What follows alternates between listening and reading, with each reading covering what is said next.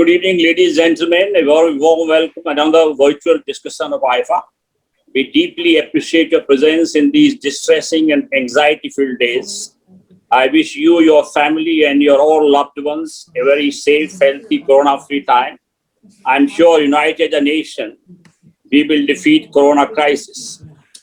My special thanks to our eminent distinguished panel. My special thanks and gratitude to Suresh Prabhuji, who has joined in spite of the fact that a number of webinars have been lined up for him. And he is here to share his thoughts about the ongoing global crisis, global discourse on climate change, and what's India's role and what are the implications for India. On 19th April, when we met here on the same forum, we were speculating what will happen at the first ever virtual summit called by President Biden on 22nd April. But I think now that suspense is over, we know who said what and what is now on the table. And we will all today examine and assess what has been outcome. For me, the biggest outcome is that US is back in business and raring to go and raring to lead. It is like someone went out of a meeting room in disgust, abusing and accusing everybody, and returned after 4 years and not only entered the room, but started chairing the meeting. So welcome to that. We should also see that President Biden pledged to reduce US carbon emission by 50 to 52% by at the level of 2.5 by 2030, doubling the public funding for the climate financing for the developing countries, and also by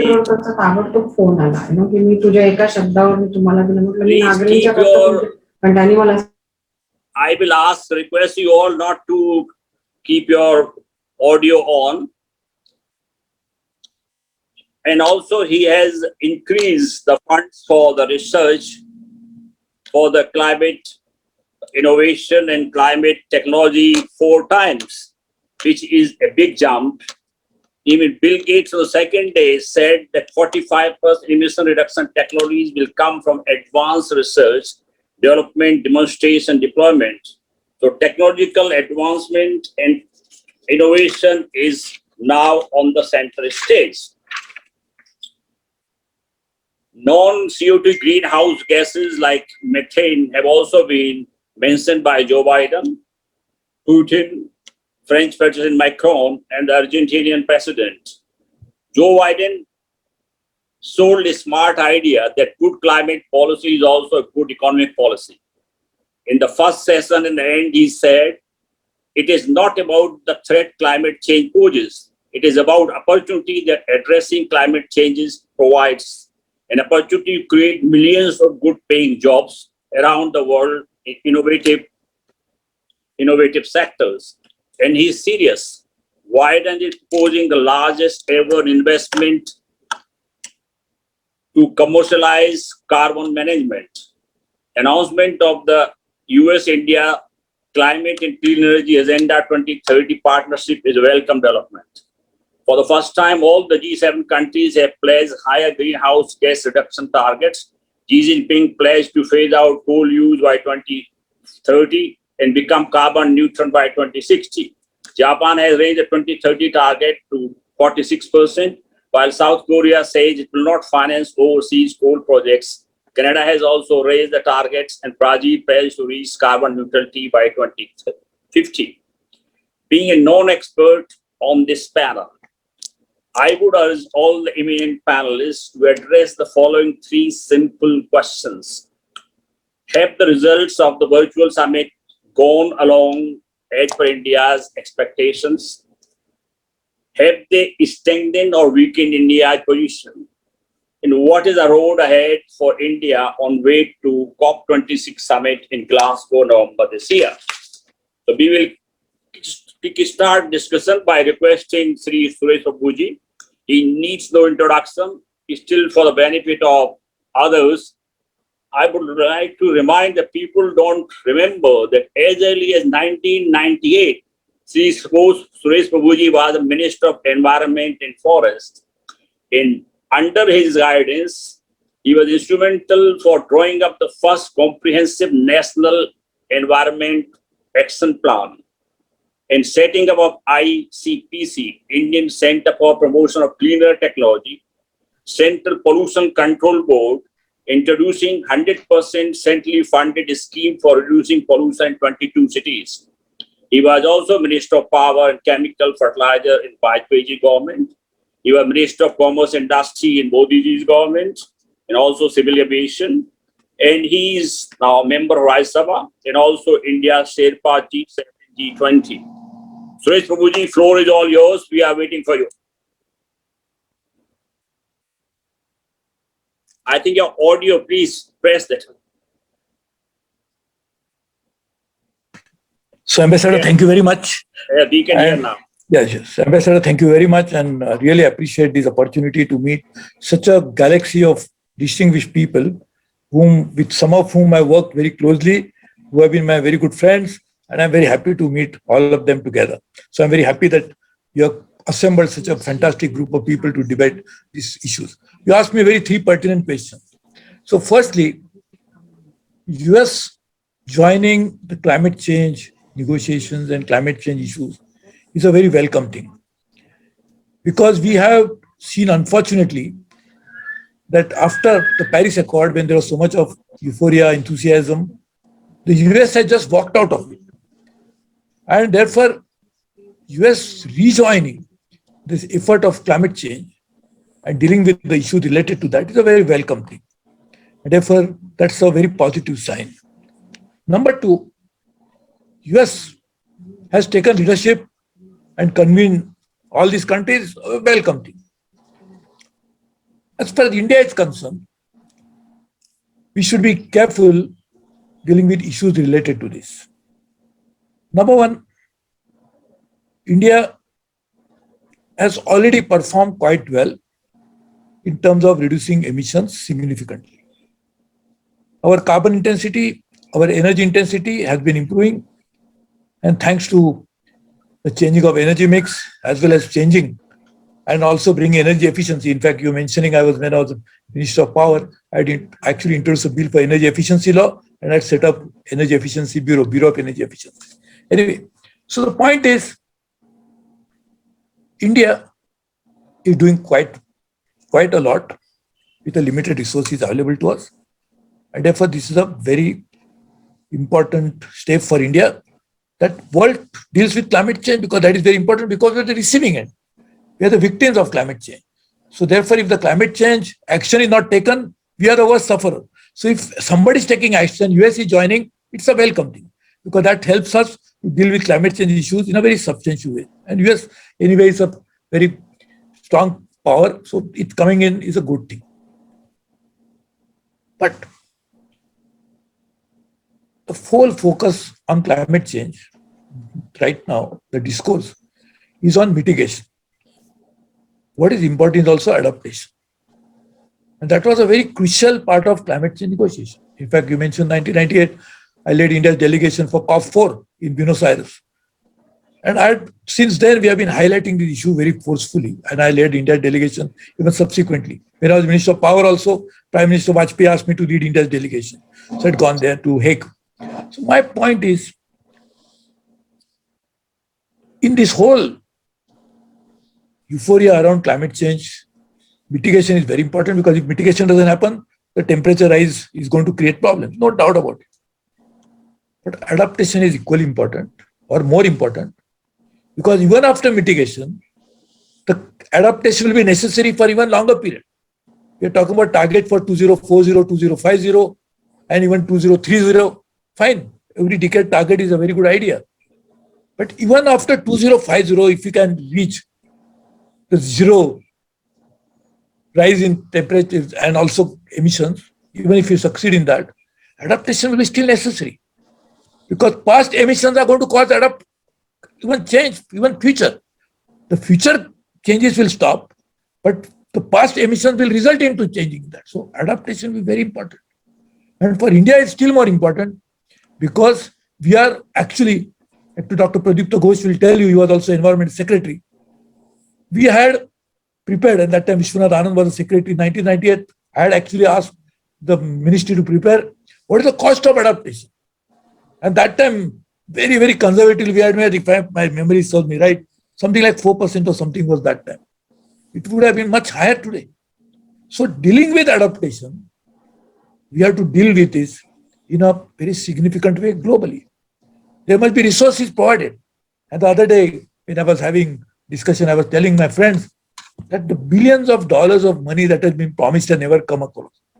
So we always create a euphoria. First around, we created it in Copenhagen, then we created in Paris, and now we are doing for COP26. It's a good thing. Euphoria is necessary, public opinion building is essential, but we must follow that with concrete action. Otherwise, billions are promised and not even a million is seen. And therefore, even this adaptation needs money and technology, both. I have made a proposal, and this I've been saying it publicly, that why don't you make a, like we had a IPCC, which was a scientist body. Why don't you make another scientist body to deal with development of technology which will not be covered by IPRs? Make it available to all countries in the world so they will be able to adopt it. Because there are few countries who are responsible for major emissions. But there are many more countries who are not responsible for emissions, but they have to deal with adaptation. And India is standing in between because we have to deal with adaptation as well as we are working on mitigation at the same time. So we must be careful in dealing with these issues. I am very sure India has to be responsibly, has to work on with the global community. I fully agree, and we have to do that. In fact, I am of the opinion that there is strong action is necessary. But what is that strong action? It has to be understood in the context of the reality of today. China has become the largest emitter of the world. And we always were clubbed with India, China. And that kind of coupling is a very wrong thing to do. And therefore, diplomatically, we have to actually say that we stand completely different. This is what my stand for the last 15 years. That we should not be clubbed with them, but we should be seen differently. Because when we talk about common but differentiated responsibilities, the China takes some defense of that and also say that India should also join in that. Same thing happens in WTO. The similar proposition. China tries to take advantage because China is the largest exporter, China is the largest importer. China is the second largest economy of the world, 5 times of India's size. So we should be careful in dealing with issues. While, again, I say that US joining is a very welcome thing. It's a very important event. But at the same time, all negotiations must happen under the multilateral platforms. The UNFCCC is a body which deals with this. I was also saying this in G20 as well as G7, that while G20 and G7 deals with this, and there was a formulation in Osaka summit, wherein 19 countries, including India, were on one side, European Union others, where the US was on the other side. In fact, I was very strongly advocating. I was the only one who was fighting for it till almost 4 in the morning, and was saying that we have to keep these cabinet issues important in G20 communique. But while we do deal that, because it's a very influential grouping of G20, more than 80% of global economy, at the same time, the negotiation must happen under the multilateral platforms. And there we should try to use the universally accepted principles, right? Not from the Kyoto Protocol or now Paris Accord, but on UNFCCC, the United Nations Framework Convention on Climate Change. Those principles also must be the guiding principles for deciding future course of action. So, Ambassador, I will stop here because there are such a knowledgeable people from whom I can learn rather than talk to them anything about it. They have been very distinguished people, very honorable people, very knowledgeable people. And therefore, I would like to request them that provide this. I will definitely go through whatever comment they make a little later and actually learn from that. But I had to go for, as I told you, for some other program, but I could not resist the temptation of not being here with such a... Thank you very much, sir. Thank you very much. Thank you. Thank you. Thank you. Well, now I will turn to somebody who is not part of government, who has earned a name for her independent voice, and nobody can stop her. She was on a panel as early as 2012 in multipurpose hall at IIC. And last time when we had discussion in Pulmo Hall, we had Environment Minister from American Embassy, George Sibley, And after the meeting, he told me, Surendra, if I knew Dr. Narayan is going to be there, I won't have come. I felt as if I had put my head in the mouth of a lion. But that is not the introduction. Dr. Sunita Narayan is known to everybody. He comes to television, he's writing articles, he's the director of the Center for Science and Environment, director of Society for Environment and Environmental Communications. She edits a fortnightly magazine called Down to Earth. At the CSC, she has studied the relationship between environment and development and worked to create public consciousness about the need for sustainable development. In 2012, she wrote the 7th State of India's Environment Report, Excreta Matters, an analysis of the urban India's water supply and pollution. She has been involved with global environmental issues for a decade. Her research interests are wide-ranging from global democracy, the special focus on climate change, to the need for local democracy.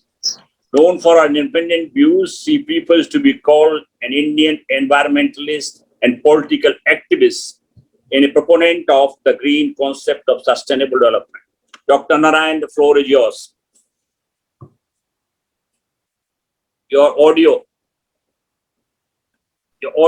Yes, I got it. Thank you, Ambassador Kumar, and thank you, everyone. I'm delighted to be here with all of you in these horrific times, but still happy to be here and to discuss a subject that I think we all care about a lot. Let me put some of my cards on the table before I actually begin to answer some of Ambassador Kumar's questions. First, I am an environmentalist. I very strongly believe that climate change is real and it is happening today. And I want to say this because I find that in the discourse on climate change, we often use the word climate change and we use the other concept that I strongly believe in, which is the concept of equity, as a ruse to actually do nothing. And I want to make it very clear to all of you that I very strongly believe that climate change is real. We are already seeing in India the worst impacts of climate change, and this is only going to increase. We also have to be very clear that when we look at the impacts of climate change, it's a double whammy in India. So you'll always have to see the mismanagement that we are currently doing of our natural resources. And on top of that, there will be the impact of climate change. So it's often difficult for us to differentiate between what is climate change and what's a natural calamity. So for instance, what happened in the Himalayas recently in Uttarakhand with the glacial dam and the outburst, you cannot say it's only climate change. It's a combination of all three. The ecological fragility of the Himalayas combined with our mismanagement in terms of how we are making the dams and how many hydroelectric projects are coming up, combined with it, climate change, which is making the Himalayan slopes even weaker. So it's that kind of changes that we are beginning to see. So I want to make it very clear to all of you, this is where I'm coming from. I very strongly believe that climate change is real. We need to do something about it.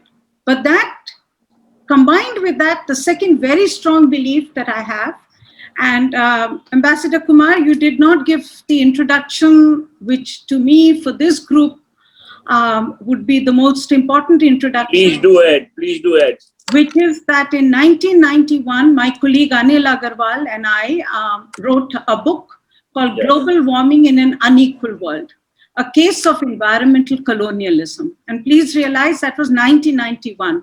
Ambassador Dasgupta is here, who played an absolutely amazing role in Rio and further to take most of and much more of those ideas forward to make sure that it got enshrined into the agreement. But the fundamental principle was that you cannot deal with a global challenge like climate change without the notion of cooperation.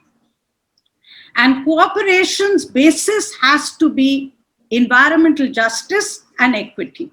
So equity for us is a prerequisite for an ambitious, effective climate agreement. It is not something that you paper on top because you don't want to act in India, or that you want to just say, no, no, no, we are doing it because we are the greatest and we don't have to do anything.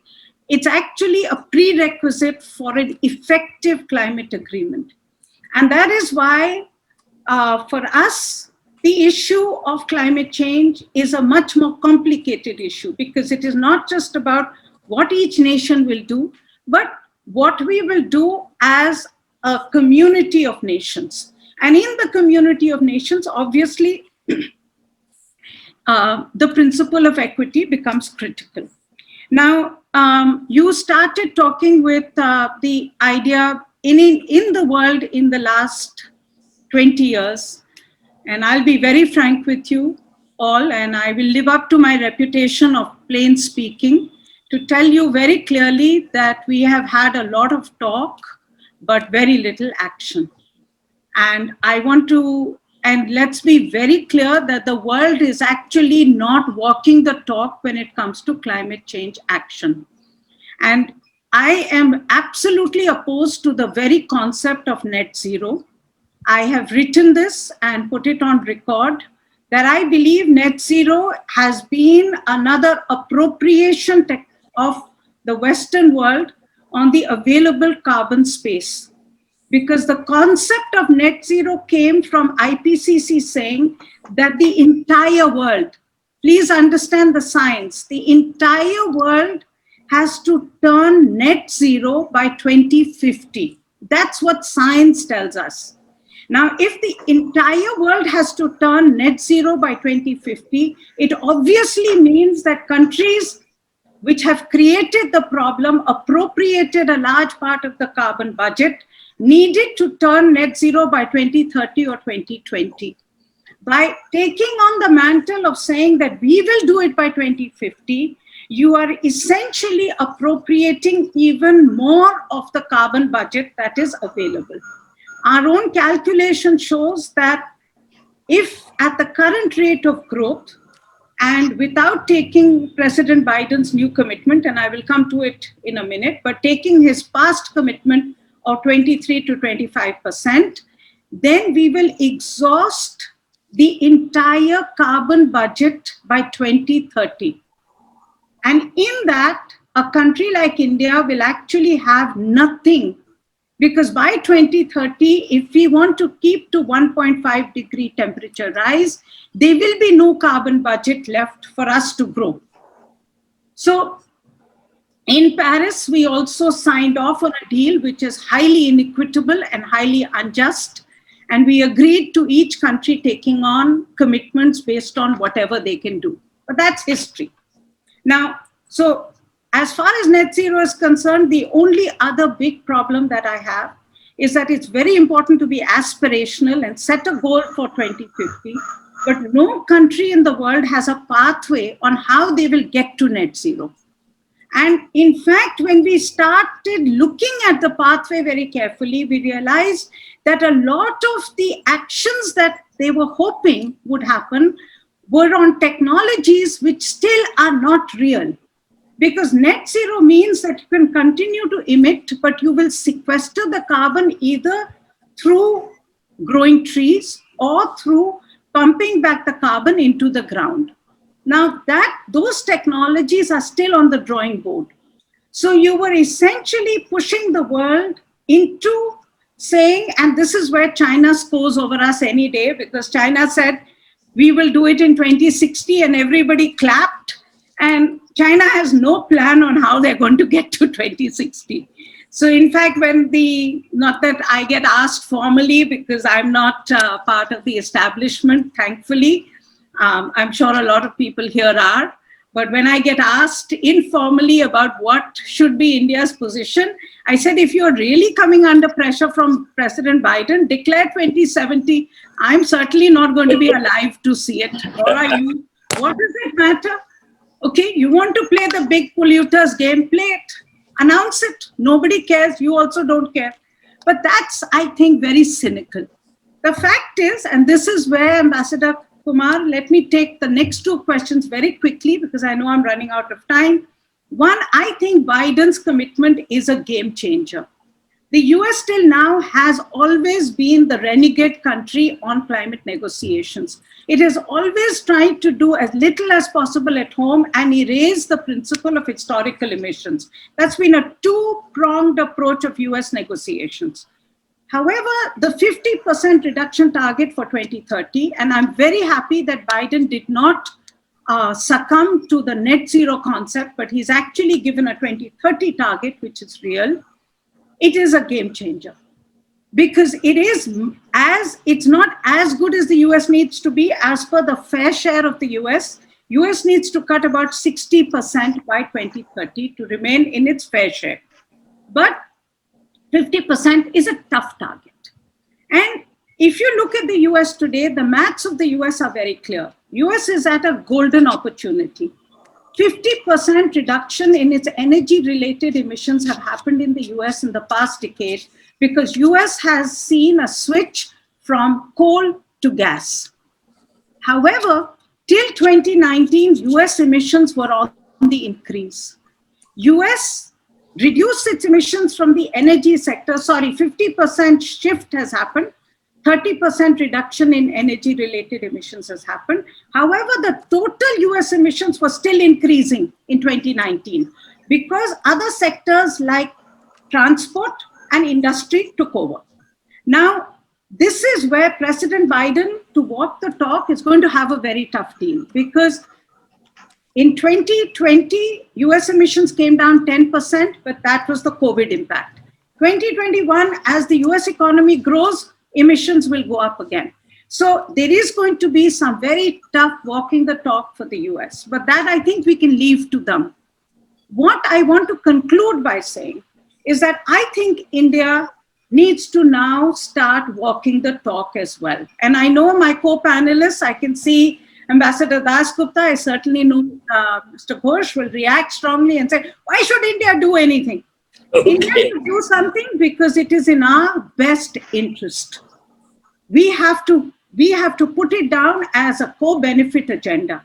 And this is where, let me be very clear, Ambassador Kumar, and to anybody else who's here from the establishment, we are doing nothing. We are not going to meet our renewable energy target of 175 gigawatt, forget 450 gigawatt. This is hot air, okay? We have done something even worse. 2 days before Kerry was visiting us, we have passed a notification which says that our thermal power plants, coal-based thermal power plants, which we were actually going to clean up and retire the old plants, we have said we will not do so. And we have made the cost of non-compliance cheaper than the cost of compliance. So we have simply said we are not going to do any pollution control. We are going to continue to invest in coal. Okay. And last, I just want to say is that we have no numbers to say that we are actually doing anything. So, Mr. Suresh Prabhu, and yes, when I speak internationally, I will say yes, India is great, and we are meeting our commitments, but we have no data, and it will come back to haunt us. So the US joining the game is going to put pressure on India, and I think it's important for us to put out a real, credible action plan and stop denying the problem. Okay, thank you very much. Now I turn to my friend Ajay. Ajay has worn many hats. If you go by his CV on the TERI, you will know that he is on board of directors of more than 1 dozen companies, a member of the Indian Administrative Service, last he retired as Secretary DIPP. But before that, he has held so many posts. He is a Master's Political Science from Delhi University and Economics from Georgetown University. And he played a role in putting together a stimulus package at the time of global economic crisis of 2008, which enabled the Indian economy to recover in a short time and again grow at over 8%. The FDI policy was further liberalized and rationalized. He was chairman of the National Productivity Council and the Quality Council of India and gave greater momentum for their activities. He has held numerous posts, including CEO of Greater Noida and Secretary to the LG of Delhi for 5 years. He serves on many boards. He is currently Distinguished Fellow at TERI. Ajay, floor is all yours. Thank you for giving me the privilege.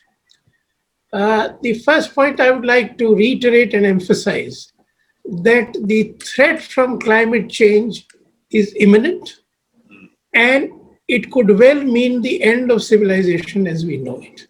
So I think that should be at the center of our thinking on the process. The second point I'd like to make is that adaptation is far more expensive than mitigation. So it is in our interest, as well as everybody else's interest, that mankind succeeds on mitigation rather than having to cope with adaptation. Now, coming to your question specifically, I think I entirely endorse what Sunita ji has said, that this is a different America that we are seeing. This is a different President Biden we are seeing. He is genuinely trying to forge international partnerships and have a joint effort at mitigation which succeeds. He is, so it's a different John Kerry who came here. We were not publicly threatened. And in the joint statement which has been issued, our contribution is recognized because it says that we both have set ambitious targets and we will work together to achieve it. So he's seeking cooperation, and he succeeded in bringing Russia on the table. He succeeded in bringing China on the table. So I think it's a very good beginning, and I think we should welcome it.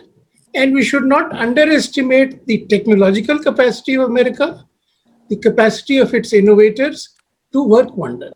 So I think we should see it as a great opportunity for mankind. Now coming to specifics, and it's important to bear that in mind, the US is the biggest part of the global problem. In 1990, their per capita emissions were 20 tons. 2020, they are 16.16. And even in 2030, if Biden delivers on what he has promised, it will still be 8.63, more than where Europe is today. And this is where China is, at 6.88. So if we really want a global solution, the two big players have to act, which is the US and China. My sense is that China has worked very hard and very smartly in terms of technology. So its capacity to move aggressively and move to net zero is probably as good as the rest of the world. Now, for India, this partnership with the US offers, in my view, a golden opportunity for us to try and leapfrog technologically, leapfrog in terms of capacities, and be on the global frontier and solving the problem of mankind. And in terms of looking at the future, we should start looking at it in terms of what we can do given realities, rather than look at what should be ideal. And I think the US has been quite accommodating, that they, from the joint statement, do not seem to be in a mood to push us on greater commitments at Glasgow, because they recognize that 450 gigawatts announced for renewable energy is a very ambitious target. I would also like to differ slightly with Sunita ji and say that in my view, it is achievable. Yes, there will be huge challenges, but if we get our policy act together, we will achieve it. Because if I look at the achievement in the last decade, we began with less than 1,000 megawatts of solar capacity. The solar mission has already achieved 1.5 or 2 times what the target was in 2010. So we should not underestimate our capacity to achieve more than what the more realists among us believe we are capable of. And if we look at the partnership with the US, I'd like to draw attention to only 2 partnerships which have been game changers for the Indian economy. One was the partnership on the Green Revolution, began in 67. By 72, we were self-sufficient in food grain production. And that was ages ago. The second partnership is more recent, driven entirely by the private sector in the IT sector. And we are today on the global frontier. So my hope and wish is that we make the most of the US partnership offer, make the most of what our private sector is capable of, do very creative, effective partnerships between government, private sector, our NRIs, and so on and so forth, and try and leapfrog to the global frontier in terms of the new green sustainable economy, which by implication will give us net carbon zero, because that is the future. So right now, I think we should take a very hard view. No more new coal-fired stations, if we can help it. Move aggressively to achieve our 450 gigawatt renewable energy target, move aggressively in working out the game plan in all the other areas which have been identified, which is transport, industry, and so on and so forth, and see what best we can do. Because I think we can get onto the global frontier with the talent and ability we have. And I think we should be hard-headed and realistic to recognize that there will be no grant money coming to us, and nor would IPRs be violated and we'll get free technology. It should happen, but I don't think it will happen. So we should work as if it won't happen and do the best we can. And I believe we should de-link ourselves from China and try to get a little ahead of them or catch up with them on the technology frontier for the new green circular economy. Thank you. Well, you're finished. Yes, I thought I'd Very good. I think I welcome that level. Okay, now we turn to what Manjeet Puri says the guru of TERI is Dr. Pradipto Ghosh. He is a known name in the environmental discussions. He is like Ajay, the member of IAS, and he has held many posts. He holds a PhD from Carnegie Mellon, Pittsburgh. After serving as economic advisor, additional secretary to the Prime Minister, and a stint at the Asian Development Bank, he retired as Secretary Environment and Forest. He has served the National Security Advisory Board. He is currently a Distinguished Fellow at TERI. He is a veteran of climate change negotiations, was a member of India's negotiating team for the UNFCCC from 2001 to 2011, and a member of PM's Council on Climate Change and Advisory Committee of the Ministry of Finance on G20 issues. Author of many research papers, he is a visiting fellow at the Smith College, Oxford University, and has won many awards. Dr. Ghosh, I just want to read one line, which is Kirti Parekh and Jyoti Parekh's, this op-ed ends. He says, net zero should not merely be defined by the date of reaching it, but also by cumulative emissions of on the pathway that a country makes till the date from 1990 onwards. What he is saying is that it's not only the date, but how less we emit that really matters. Floor is all yours, sir. Your audio.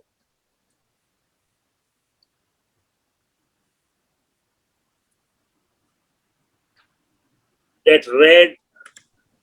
Yes, now okay. Yeah, thank you, Ambassador Surendra Kumar. It is a privilege for me to participate in this very distinguished panel. And as I mentioned to you, that I will refrain from speaking on political questions, and I will stick to the question of the technological and economic feasibility for India to reach net zero by 2050. Now, we all know that at present there is a strong concerted political endeavor by the US and also to a large extent by the EU to obtain commitments by all major economies to commit to net zero GHG emissions by 2050. Now, while there may be strategic and economic and not only environmental objectives behind this political project, I will focus on the technological and economic cost challenges for India to adopt such a target. Now, in recent times, that is last year and this year, there have been several international studies which have looked at the question globally for net zero and also for India. So I will refer to two of these studies. First is the analysis by the Energy Transitions Committee of the UK, which gave a report in September 2020, which said that global costs of transition are $1 to $2 trillion a year. That's with a T. And that the reduction in living standards in both developed and developing countries in 2050 would be just 0.5%. And India's share of the global investment costs would be 7 to 13%, which works out to 70 billion to 260 billion a year. 70 billion is more than the entire foreign direct investment that we get, and 260 billion is way larger than our entire government expenditure, central government expenditure. Then the second is an analysis by the International Energy Agency in the World Energy Outlook 2020, which projects changes in the global and country energy system for zero by 2050, but omits to mention costs. And this is a very critical omission. So now I will base my presentation on a study which was done with sponsorship by Shell, which I termed the Terry Shell Net Zero 2020 exploratory study. This was designed to assess whether adequate solutions exist to fully decarbonize the Indian energy sector, and or to examine the level to which each of the sectors could theoretically move to net zero by 2050. And the study employed the Terry Markle model. This energy system costs over 5 periods, given exogenous inputs of GDP and sectoral outputs. And now I present the key findings of the study, but with one modification. The costs that I present are undiscounted costs during 2050 to 2050, whereas in the study, as is conventionally done by most international institutions, is the discounted cost. And I will explain why I'm using when I'm referring to the undiscounted costs. Now, why should we use undiscounted costs? Now, there's a considerable economics literature on social discounting of future costs and benefits. But we must understand one thing, that social discounting is appropriate when we consider the decision problem faced by a public decision maker from the perspective of a single policy maker at a given point in time. But when we are talking about a plan that unfolds over a period of 30 years, it is irrational to discount costs and benefits, which matter for a sequence of policymakers at different points in time, and each of whom must make independent investment decisions. Now, let me illustrate the implications of this. So typically in public investments, the social discount rate adopted is 8 to 10% a year. And this means that 100 rupees discounted at 10% over 30 years, which is what discounting 2050 costs to 2020 would amount to, that 100 rupees becomes rupees 5.73. So we can understand what the huge effect that discounting has, and that this can seriously mislead policymakers and decision makers. And clearly, this discounting on this basis amounts to trivializing future costs and benefits. Now I turn to the GDP growth assumptions in the study, and the growth assumptions, they are taken exogenously, that is outside of this model. And they go from 6.37% a year in 2020 to 2025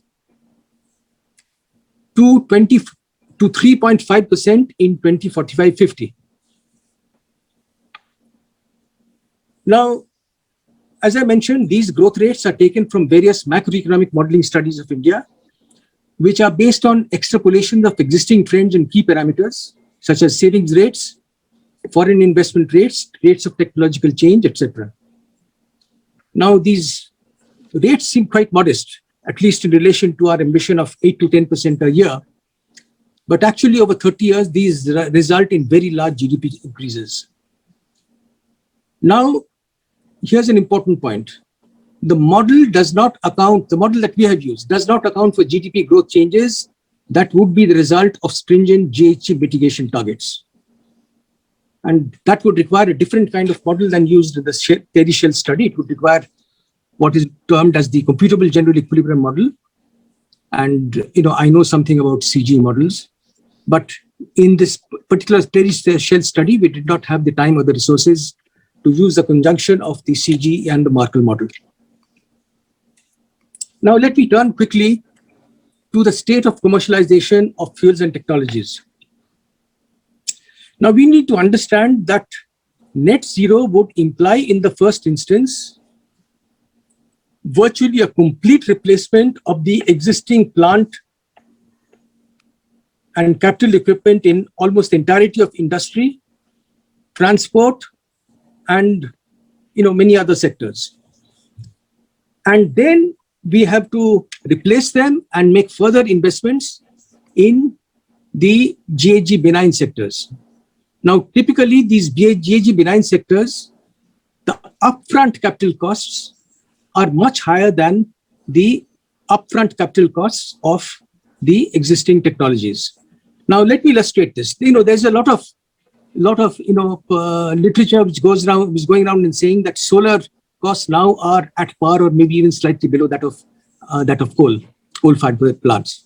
Now, that is true insofar as we are talking of levelized costs, which take into account the upfront capital costs amortized over the lifetime of the plant, the fuel costs, the labor costs, the O&M costs, and so on. But what we need to remember is that for the same amount of electricity generated, the costs of solar are 4 times that of coal-fired power plants. And this is something that is most a general principle, that in respect of mitigation technologies, the upfront costs are much higher than in case of the conventional costs. Now, let us quickly look at some of the technological challenges that we face with respect to some key GHG emitting sectors. So, for example, for steel production, if you want to move away from coal, we have commercialized technology for natural gas. But natural gas is not of much use when we want to get to net zero. It is good if you want to have some kind of an intermediate target, but it's no good for net zero. To get to net zero, we will have to use hydrogen. But hydrogen is at a very early commercial stage, and nobody really knows whether the technology will actually work on a commercial level. Similarly, if we take aluminium, the only mitigation technology that is on the horizon is carbon capture and storage. Now, carbon capture and storage is, of course, very expensive. There's a limited amount of captured carbon that can be used. But 2 things, that there is no large-scale CCS project that has been validated anywhere in the world. And as far as India is concerned, we do not have a good idea of what are the appropriate geological sites. Similarly, if we look at, for example, cement, the only validated GHG-free technology that we have is biomass. But biomass is difficult actually to procure and use on a large scale, at least at the scale required for a cement plant. And in any case, a major part of the emissions from a cement plant are from the breakdown of limestone into calcium oxide. And there is no technology which can address that excepting carbon capture and storage. And so we can go down the list. I mean, I have a long list before me. And so we find that many of these technologies are really not proven. They are at an early commercial stage, and in any case, their costs, upfront capital costs, are way higher. Now, let us look at what these costs might be. Dr. Ghosh, please wind up quickly. So if we look at the energy system, okay. So I will now come to what is the additional capital investment costs. This is $81 trillion in the period 2020 to 2050, which is an average of $2.67 trillion per year. Now, we need to understand that is more than our total GDP in 2019. Now, I will skip several slides and come to what this actually means, the additional incremental costs. It means that up to the year 2025, the entirety of our GDP will go in meeting this additional upfront investment costs. Then for the period from 2025 to 2035, it will exceed our total GDP. And it's only after 2035 that our GDP figures exceed the annual investments in upfront upfront capital costs. And if you look at the 20-year period, 30-year period, the cumulative additional costs as percentage of cumulative GDP is 28%. And 28% is almost equal to our current savings rate, which was 30.1% in 2019. So here's the point, that despite pushing all technological limits, 1.3 billion tons of residual emissions will remain. And that will require dedicated efforts towards carbon sequestration options for India. And that capacity does not exist in deforestation. A modest amount of sequestration can be done in afforestation, and it certainly does not exist at this point in time in CCS. So since my time is over, I will stop here, and thank you for your attention. Thank you, Dr. Ghosh. Thank you. Now we turn to the Guru of Gurus, Ambassador Chandrasekhar Das Gupta. We will give you 10 minutes, though time is running, we still have 10 minutes for you. He is a distinguished member of the IAFA. Das Gupta has served India as Ambassador to Belgium, EU, and China, and High Commissioner of Singapore and Tanzania. He has been involved with climate change negotiations for decades and served as the Vice Chair of the Proprietary Committee of the UNFCCC and United Nations Conference Environment and Development, popularly known as Earth Summit, held in Rio in 1992. He is a member of the United Nations Committee on Social and Cultural Rights and is incumbent member of Prime Minister's Council on Climate Change. He prefers to be called a climate negotiator. He wrote a much talked about book, Diplomacy, War and Diplomacy. He told me he's writing another book on that. So, Ambassador, now we turn to you. You have heard all of them. You can comment on all the previous speakers and also share your own thoughts. Thank you very much. It's a privilege to take part in this discussion. Well, the distinguished speakers who preceded me have really said all that there is to be said about the main issues which you wanted to highlight at the outset of this program.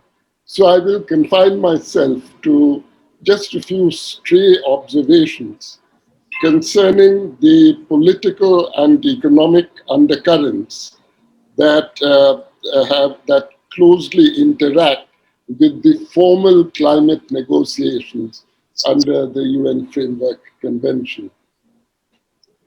First, the United States. Certainly, I mean, the targets which were announced by President Biden were ambitious targets. It shows the good intentions of the present administration. But I think the jury is still out on whether they will be implemented, whether the targets will be achieved or not. And I'll tell you why. The United States is divided right down the middle between those who want to see meaningful action on climate change and those who have an interest against proceeding too far in this. The United States is at once the leading power in terms of technology and financial resources, which can lead to a transition to clean energies.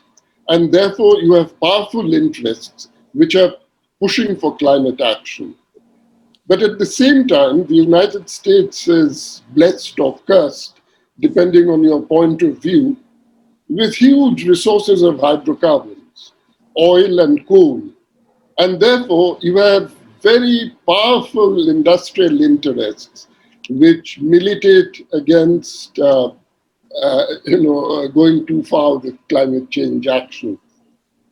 And I think this is why we have seen a very mixed performance. Firstly, the United States continuously changing its stance. The US Vice President pushes the Kyoto Protocol through, and then Congress refuses to ratify it, and the US walks out of it. The US pushes for the Paris Agreement and then walks out of it. So what is happening? What is happening is, even when you have a climate unfriendly administration in Washington, such as you had during the recent Trump administration, there are important states, for example, California and the northeastern states, which have taken very meaningful technological steps to promote climate mitigation. And when you have a climate-friendly administration, as you have now, and as you had actually also, during the earlier Democratic administration, the Obama administration, what you find is that the administration, the president, is unable to push through any meaningful climate legislation through Congress. He's blocked there. He has to fall back on executive actions, and these are relatively limited in scope naturally compared to legislative action. So we need to see to what extent the Biden administration is able to overcome the congressional challenge. Will it be able to enact significant legislation for climate mitigation or not?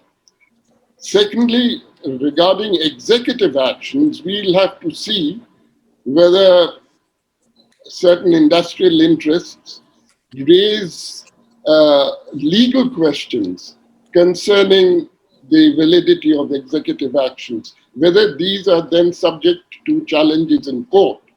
So I think the jury still has to be out to see how much actually is going to happen.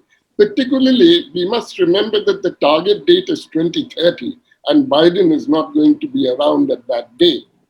So we have to see what concrete measures are now put in place to get to this. All right, that was my first thing. The second thing politically is this. The Paris Agreement was facilitated by close cooperation between the United States and China. And these are the two major players in the climate negotiations. Is that situation going to return now? We have to remember the new political stresses that have come into being in Sino-US relations, particularly as a result of China's very assertive stance on a large number of international issues. So I think the answer would probably depend largely. Both sides are quite prepared to try and isolate their political differences, their strategic differences from climate change to the extent possible. But whether it will be possible or not, I think will depend to a large extent on what sort of constraints the US administration puts into force regarding technology, high-tech transfers to China. And likewise, whether it imposes restrictions on imports of Chinese manufactured plants and equipment relating to renewable energy, solar, wind, and so on and so forth. So I'm not very clear what is going to happen here, but this is a thing that we have to look out for. Now, in this situation, how do we navigate? I think it's essential that we keep in close contact with both the United States and China. So far as the United States is concerned, I mean, we have a lot to gain, as previous speakers have pointed out, in technological cooperation with the United States. But having said that, the United States has always taken a very strong position against preferential treatment for developing countries, the principle of common but differentiated responsibilities. And this is a major sort of impediment in close cooperation with the United States. What I think we need to do is to explore the possibilities of what the United States means by quote unquote national circumstances.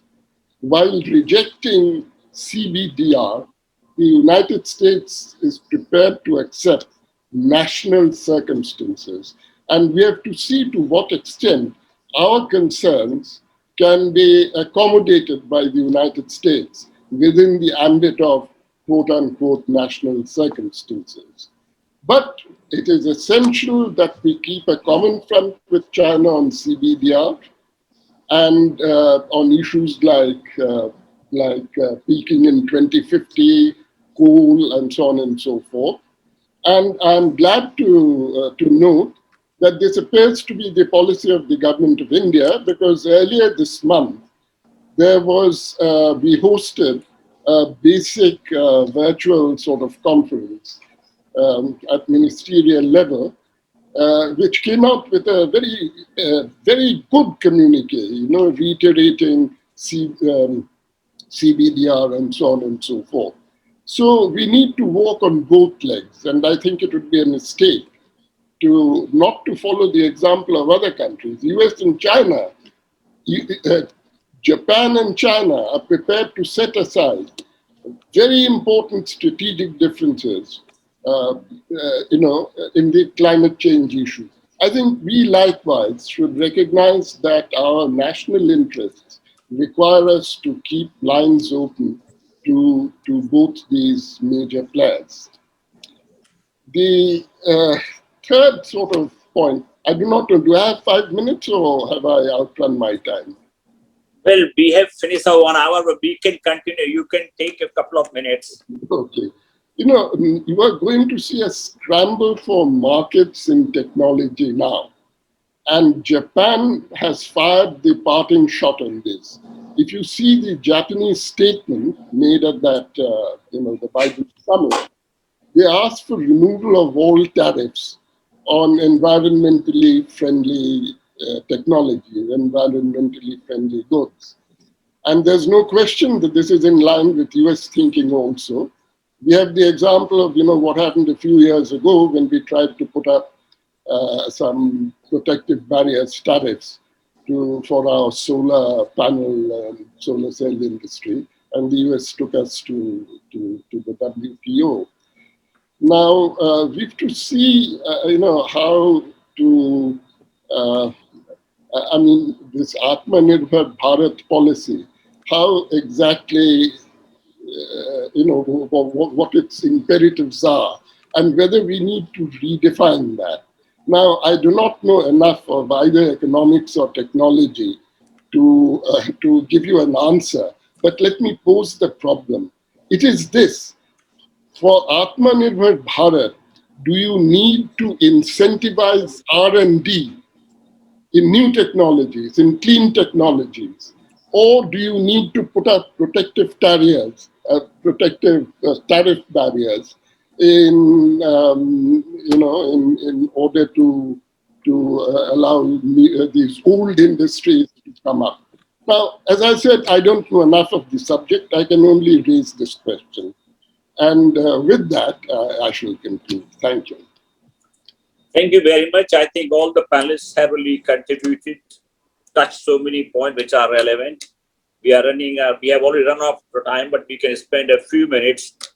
At the end, Ambassador Chandrasekhar Das Gupta has really given an element of reality check. He raised certain valid questions about how far the US new thrust of President Biden can be continued, what will happen within the politics there, and also raised question about Atmanirbhar Bharat. Now, Dr. Pitroda, you have heard all of them. I think you have also heard the speech of President Biden yesterday. It completes 100 days of his presidency. The announcement of billions, trillions and trillions of dollars. This, many people are welcoming, many people are thinking where the money will come from. Money will come from by taxing the rich more. So then his image of being a leftist, liberal spender will be intensified. But he is certainly selling this idea of climate change, creating millions of billions jobs is something which certainly be resonating with many Americans. What do you think? Well, I'm here to listen and learn. I think our experts have done a great job. I'm delighted to hear them. I agree with Sunita a lot more, also agree with Dr. Ghosh. I agree with all our experts. I think they are great. We need to listen to them. I'm worried about a couple of things. One, no one talks about conservation. Everyone talks about consumption. I think it is time that we begin to focus on conservation as a global strategy. If you look at the amount of waste and impact on climate because of wild consumption, just to improve growth and numbers, is just crazy. I have yet to see a good debate on conservation and climate change. That's one. Two, I agree with Dr. Ghosh that India must take leadership in R&D in this area. I personally believe we can do exactly the same thing we did in IT in this area, but that will require huge commitment. If India is willing to put in $20 billion a year right now on R&D, more, I think we have great chemists, we have some great nanotechnology experts, and we need to focus on battery technology. We need to focus on a lot of other things. And I'm afraid, and I agree with Dr. Ghosh about solar. I don't think solar is the answer personally. Okay, solar is oversold. You look at the condition of all the solar plants in India right now. It's not as good as we thought. So we tend to get on a bandwagon without really good, solid R&D base.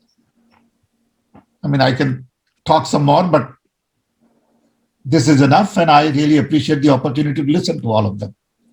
And good to see Sunita after many years, and thanks for organizing this. Thank you. I see there Ambassador Vijay Nambiar. You have spent years and years in United Nations sitting in the Secretary General's office.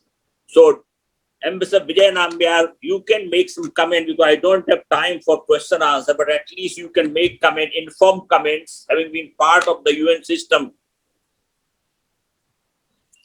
I'd rather the comments be by other more knowledgeable persons. Thank you. No.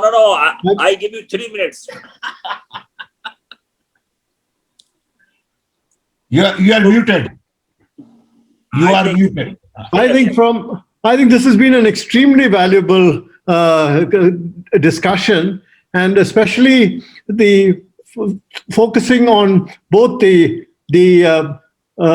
reality of the climate change, as Sunita has mentioned, and at the same time the expectation that India will have to eventually come up with. At the same time, of course, the fact that the United States has, on the one hand, the compulsions which the president has already brought forward, but which Shekhar has just mentioned, the compulsions within the country, which will prevent it, which will probably at least form constraints. This is, in fact, in the UN, the main point that has been made is that there must be ambition and there must be a sense of reality in terms of how the countries that are most concerned, most vulnerable, most affected are actually, how they are treated, particularly in the adaptation, in the field of adaptation. And that has come out quite adequately. I think these will continue to be major priorities as far as the UN is concerned, as far as I can see.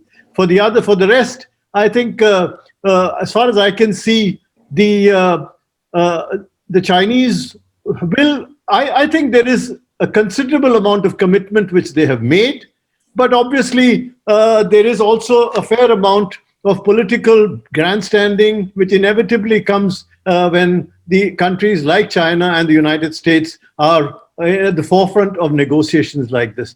Thank you very much. That's all I would like to say at this stage. Thank you. Thank you very much. I would like to just thank all the panelists to turn up, to show up for this meeting at this hour. In Delhi, it is a corona havoc. Many friends were saying, you're going crazy. Why are you doing this meeting like this? I appreciate all of your participation and very valuable comments. Hope to see you some more calmer time, maybe when we have more peaceful time to engage much more actively, maybe in physical terms in hall rather than on this virtual system. Nonetheless, thank you very much. I'm grateful to all the panelists and all those who have cared to join and attend. Thank you very much. Good night. Thank you. Thank you, and good night, everyone. Thank you.